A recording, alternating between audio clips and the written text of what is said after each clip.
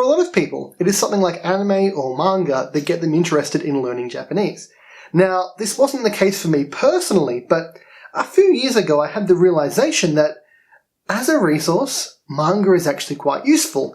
Number one, it has images to give you context for things you don't understand. Number two, it is something that is written to be quite entertaining by design. And number three, the text that is there is sharp, quick dialogue. So you're not reading through very long sentences. Now, the times I've been in Japanese bookshops, I have purchased a few first volumes of some manga, and to be honest, I've had a flick through them.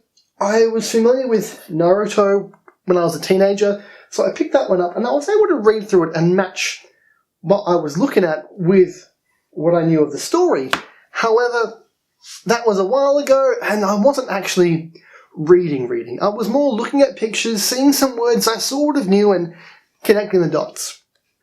I wasn't able to read a full manga volume until this morning when I picked up Eden Zero. Now, I don't know much about this one, well, I've read it.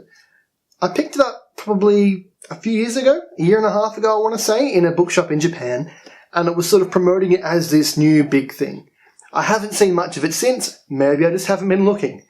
But I grabbed this to mix things up in my Japanese study routine. I thought, hey, here's a brand new story I don't know much about, let's pick it up and give it a read. And as it turned out, I found that I was able to understand a good 90% of it, I want to say, and the stuff that I didn't understand, I was able to fill in the blanks. And I was able to just read through it, and I was able to understand pretty much everything that was going on. I'm sure there were a few things I missed. I mean, I'm not at native speaking level or reading level, clearly, but I was able to follow the story along, and I could give you a quick retelling of what happens in the story. Is it an amazing story? It's fine. It's a little bit simple, but it's something a bit new and different, and the main thing for me was that I was able to get a tangible indicator of where my Japanese is at. Because one thing I've discovered is that when I've been learning Japanese all these years, I haven't been able to really look back and reflect on what I know. Because I can't really recall not knowing Japanese, even though there was a large portion of my life when I didn't know a single word. It's hard to look back at that when I've been steadily growing at a very slow rate.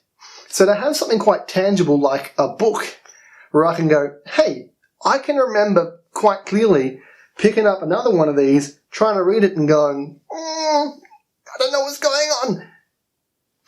But here, I've surprised myself and I've been able to read it.